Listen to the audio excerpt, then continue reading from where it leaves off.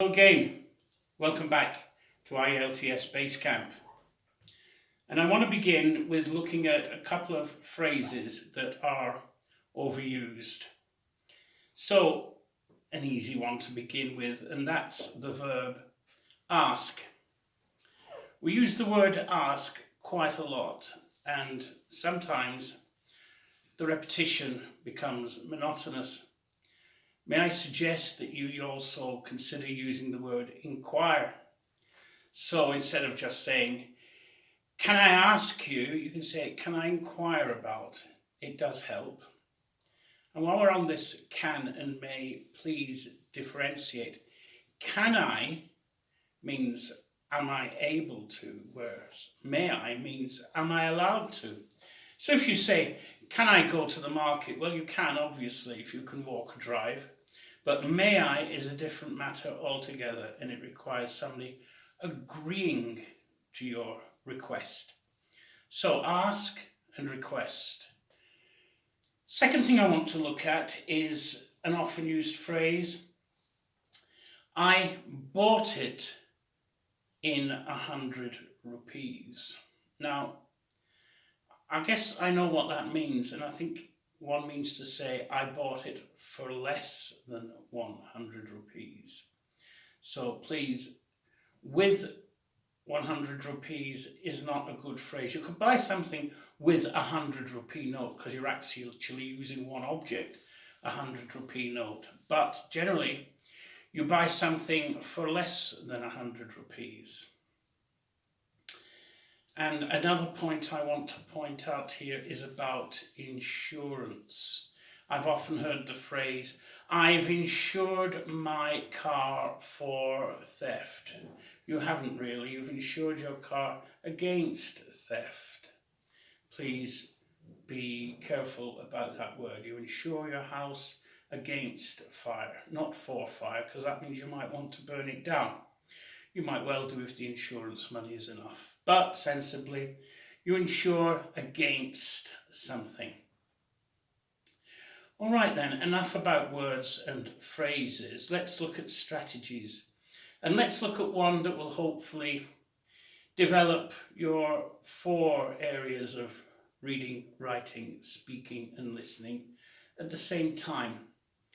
And to do this, you need to compile a list of words. And if you have friends to work with you on this, it's all the more effective. And if you have, say, 3 or 4 friends, I would suggest that this activity you begin 2 or 3 days in advance. And each of you, independently, without referring to the other, make a list of words that you know, but that you might not use.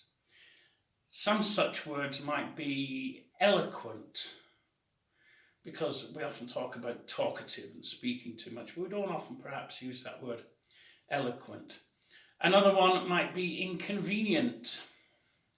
As I say, a list of words that are not kind of really way out language that you would never use, but words that you would recognize, words that you would read, but words that you do not use in speech. And if you can't think of 9 or 10 words, then I suggest you consult a page of a good newspaper, and you'll easily find a number of words that are in current use and that are very good to have at your fingertips rather than buried somewhere in your memory.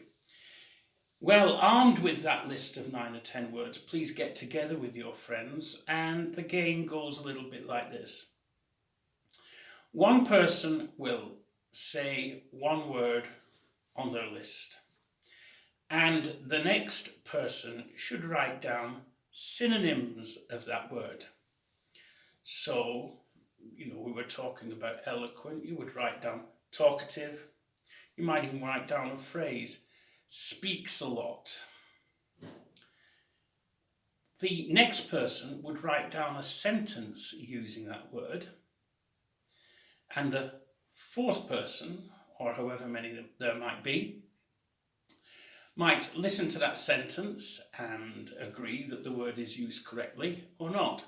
And as you can see, this strategy, it's quite a friendly one, and you can all get involved and you can all hopefully get that English conversation going.